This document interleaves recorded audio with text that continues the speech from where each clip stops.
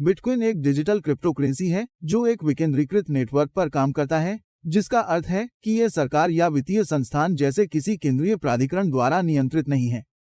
इसके बजाय यह उपयोगकर्ताओं के बीच सुरक्षित और अनाम लेनदेन को सुविधाजनक बनाने के लिए ब्लॉकचेन तकनीक का उपयोग करता है।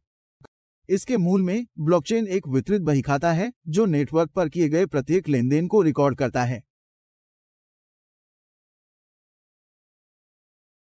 श्रृंखला के प्रत्येक ब्लॉक में एक हैश या अद्वितीय कोड होता है जो इसे श्रृंखला के पिछले ब्लॉक से जोड़ता है। यह लेन देन की एक अटूट श्रृंखला बनाता है जिसे नेटवर्क पर कोई भी सत्यापित कर सकता है। बिटकॉइन का उपयोग करने के लिए आपको एक डिजिटल वॉलेट की आवश्यकता होती है जो आपके बिटकॉइन पते या सार्वजनिक कुंजी को संग्रहित करता है, जो बैंक खाता संख्या की तरह होता है। फिर आप बिटकॉइन को अन्य उपयोगकर्ताओं से उनके बिटकॉइन पते पर स्थानांतरित करके भेज और प्राप्त कर सकते हैं। जब आप एक बिटकॉइन लेनदेन भेजते हैं तो यह नेटवर्क पर प्रसारित होता है और नेटवर्क पर नोड्स या कंप्यूटरों द्वारा सत्यापित किया जाता है। ये नोड लेन देन को सत्यापित करने और इसे ब्लॉकचेन में जोड़ने के लिए जटिल एल्गोरिदम का उपयोग करते हैं। ब्लॉकचेन में एक बार लेन देन जुड़ जाने के बाद यह अपरिवर्तनीय है और इसे बदला या उल्टा नहीं किया जा सकता है। सत्यापन प्रक्रिया में भाग लेने के लिए उपयोगकर्ताओं को प्रोत्साहित करने के लिए बिटकॉइन खनन नामक एक प्रणाली का उपयोग करता है। खनिक जटिल गणितीय समीकरणों को हल करने के लिए शक्तिशाली कंप्यूटर का उपयोग करते हैं और जब वे एक ब्लॉक को हल करते हैं तो उन्हें नवनिर्मित बिटकॉइन के साथ पुरस्कृत किया जाता है। जैसे जैसे अधिक लोग बिटकॉइन का उपयोग करते हैं, नेटवर्क अधिक सुरक्षित होता जाता है और लेनदेन तेज और सस्ता होता जाता है। हालांकि बिटकॉइन अभी भी एक अपेक्षाकृत नई और मूल्यवान संपत्ति है और इसमें निवेश करते समय सतर्क रहना महत्वपूर्ण है। जबकि बिटकॉइन को विकेंद्रीकृत, सुरक्षित और निजी डिजिटल मुद्रा के रूप में जाना जाता है, यह समझना महत्वपूर्ण है कि यह जोखिमों से पूरी तरह से मुक्त नहीं है। बिटकॉइन से जुड़े प्राथमिक जोखिमों में से एक इसकी अस्थिरता है।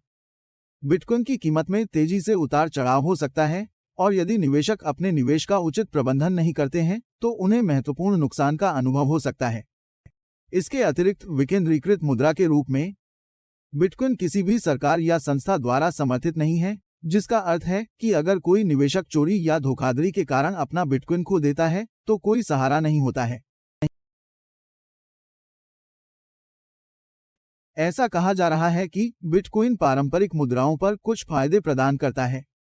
बिटकॉइन नेटवर्क पर लेनदेन आमतौर पर पारंपरिक वित्तीय संस्थानों के माध्यम से संसाधित होने वाले लेनदेन की तुलना में तेज और सस्ते होते हैं।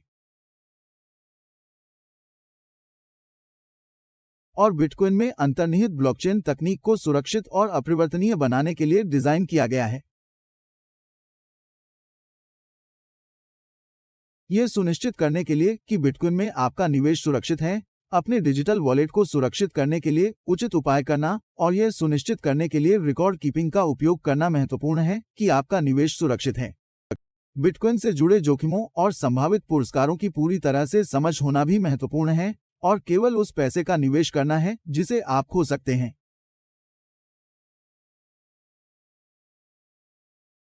हालांकि मैं ऐतिहासिक संदर्भ में जानकारी प्रदान कर सकता हूं कि भारत में बिटकॉइन पर प्रतिबंध लगाने के लिए चर्चा और प्रस्ताव क्यों हुए हैं।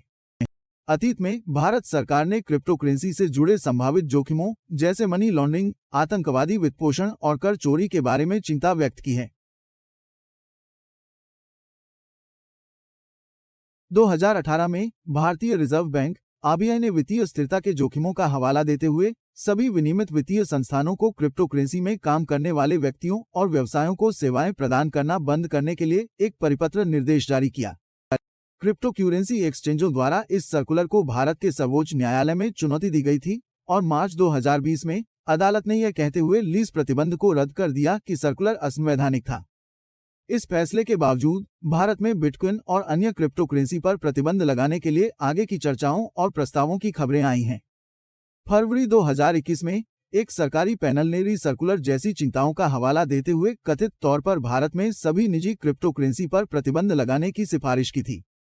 यह नोट करना महत्वपूर्ण है कि मेरी जानकारी के अनुसार कट ऑफ तिथि के अनुसार भारत में बिटकॉइन पर प्रतिबंध की आधिकारिक घोषणा नहीं की गई है और विचार विमर्श और प्रस्ताव अभी भी जारी हैं। अधिक वीडियो के लिए वीडियो को सब्सक्राइब और शेयर करें।